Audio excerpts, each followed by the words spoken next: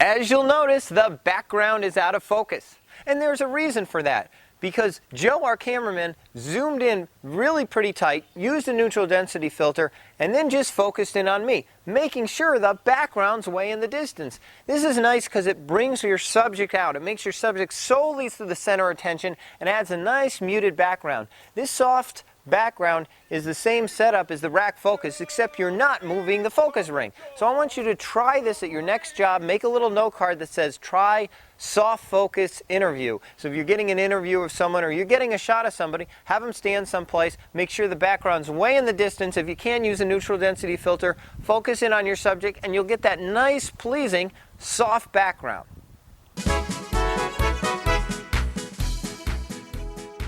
Another one of my favorite point of view shots is what I call the frisbee shot. This can be done with a computer disc, it can be done with a frisbee, it can be done with a biscuit. All it involves is putting the subject in front of your lens, but not touching your lens, you don't want to hurt it, walking with the camera and bringing the subject to its destination.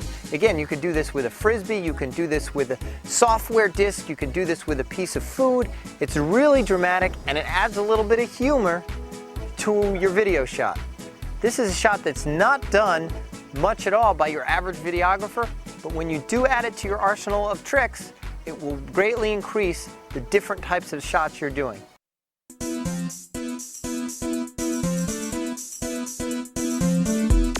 Every so often a videographer comes by our office and lets us know that they're available to shoot. So what I usually do is, if I like the person, I hand them the camera, a small camera temporarily, and say, would you go over and just shoot that person at the desk, get a few different shots from a few different angles so I can see what kind of a camera person you are.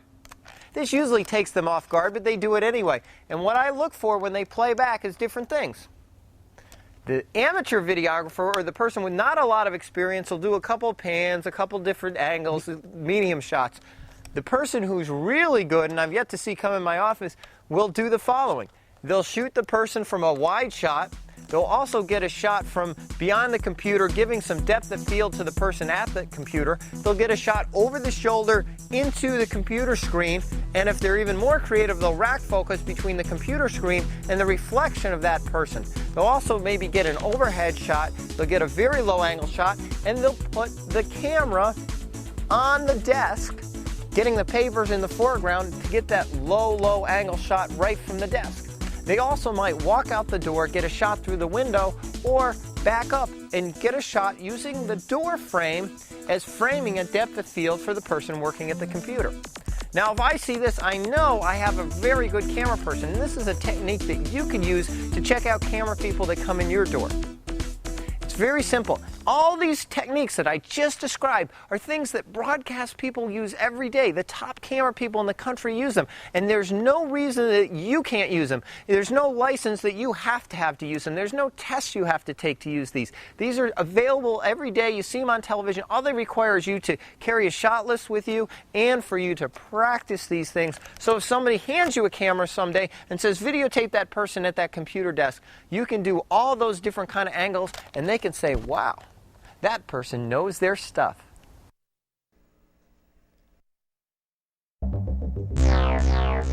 I am constantly amazed at the number of people that call themselves professional, yet they don't know anything about foreground framing. Here's a shot of a fire without foreground framing. There's no depth of field, yet this next shot we're going to see here is raw footage of Joe getting in position here, and he puts the policeman in the foreground to add some framing and some depth to the shot of the fire and the shot of the water going toward the fire. As you can see, even the walkie-talkie adds a little bit of foreground framing. Let's go on to a couple other shots. Here you have the hoses in the ground as the foreground framing. Here you have a pole to the side as foreground framing. Just about anything can be used as foreground framing. If you watch TV tonight, you'll notice broadcasters use foreground framing all the time because it adds a little bit more three-dimensionality to the two-dimensionality of a TV screen. Here you have the water falling. Here you have the leaves, both as foreground framing. You have a mic stand. You have a sign. You have another sign here, all foreground framing elements. When you're out on the job, whether it's an Elmer's glue bottle or it's a painter's canvas, you have to look around for things that are going to be foreground framing. Again, if you watch television tonight, you'll notice the broadcasters use this kind of framing all the time to add a sense of depth to their picture. Even people like these two ladies are foreground framing for the rest of the picture. Foreground framing is used all the time on broadcast TV, and your next job, make sure you try to incorporate some kind of foreground framing that you haven't been using in the past.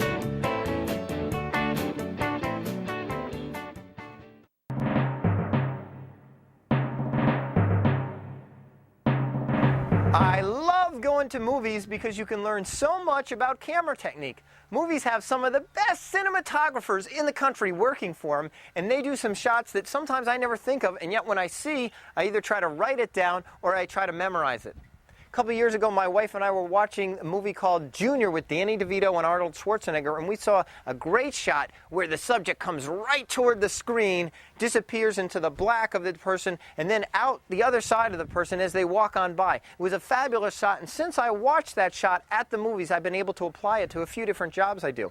So next time you're at the movies, please, please, watch the different camera shots and walk away with one shot that you'll be able to use on your next job.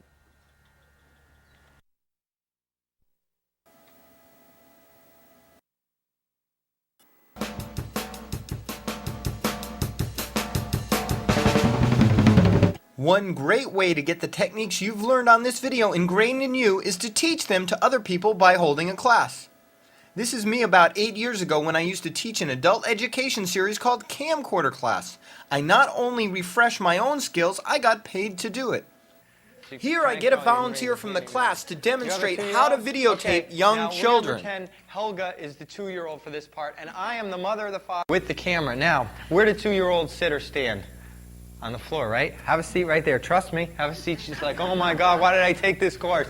Okay, so here's your 2-year-old on the floor, right? Along comes Uncle Joe with the camera. And what happens is the 2-year-old is on the floor, and I decide I'm going to film my 2-year-old. So what do? I walk up to the 2-year-old, and I do this. How does this make you feel? How does it make you feel, really? Well, I'm going to run away. Really uncomfortable, right? Now, see, if you're a 2-year-old, now watch the same thing. I do this because I want you to understand how your child feels with this big person around. Now watch the same thing. I'm going to take the viewfinder, flip it upwards, get down on baby Helga's level, okay, and I'm going to push the pause button. I'm going to tilt up my viewfinder, if you have one of those others that you tilt up a little, and I'm going to film from here. How does this make you feel? A little bit more comfortable, right? A little bit more comfortable.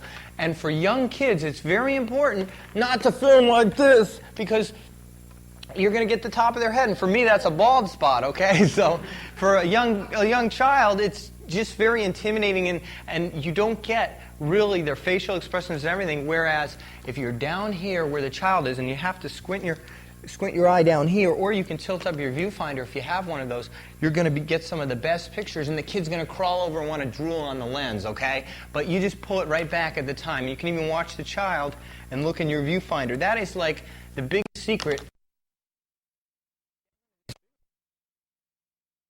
Put my lens as wide as possible, and I have them sort of like this and tilted from the ground, and they'll crawl right up, but you got some beautiful pictures. And some people, when I've done professional film, oh, you got great kids, the baby, shots of the baby. All I've done is really been down here near the floor. Let's give baby Helga a round of applause.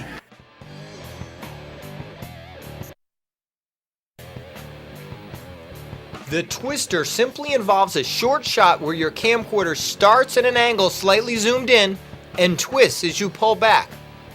The end of the shot is where the picture levels out, or sometime after that. If this shot is done with speed and accuracy, it will not look like a mistake. However, do not overuse this shot as it can get the viewer dizzy. It should be done when you're relatively close to the subject and only when you're comfortable with this shot. This move is associated with youth since its origins are in music videos, and it's to be used sparingly only if you're comfortable with its look. Let's take a look at the right way and the wrong way to do commercials. First, let's see the wrong way. The Student Art Guild of Garland Community College presents the annual project that everyone gets involved in. It's the Old Car Penny Gluing Day. Be part of an art project everyone will see. The gluing takes place 10 a.m. through 6 p.m. this Saturday, May 6th at Arlington Park. You bring the pennies, we'll supply the glue. Help turn an old Chevy into a Lincoln. Come just to watch, come to have fun. That's this Saturday, 10 through 6, Arlington Park.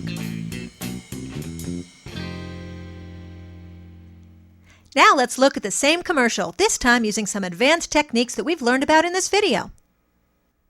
The Student Art Guild of Garland Community College presents the annual project that everyone gets involved in. It's the Old Car Penny Gluing Day. Be part of an art project everyone will see. The gluing takes place 10 a.m. through 6 p.m. this Saturday, May 6th at Arlington Park. You bring the pennies, we'll supply the glue. Help turn an old Chevy into a Lincoln. Come just to watch, come to have fun. That's this Saturday, 10 through 6, Arlington Park.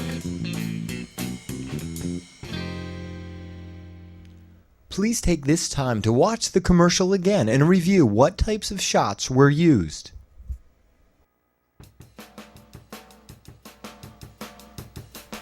This is one shot I can almost guarantee you're not doing now, but advanced broadcasters do it every night on television. It's the ground walkover shot. It simply involves putting your camera on the ground and giving instructions to your subjects to walk on either side or one side of the camera that's on the ground. You can have them walk away from the camera or toward the camera. It's used on television every night, and it's a classic shot that you can use to improve your camera work. You don't even have to do it with a subject walking or running. It could be done with a set of bicycles going along the road, or it can be done with a group of people walking upstairs. Practice it, try it, write it on your shot list, and use it on your next job.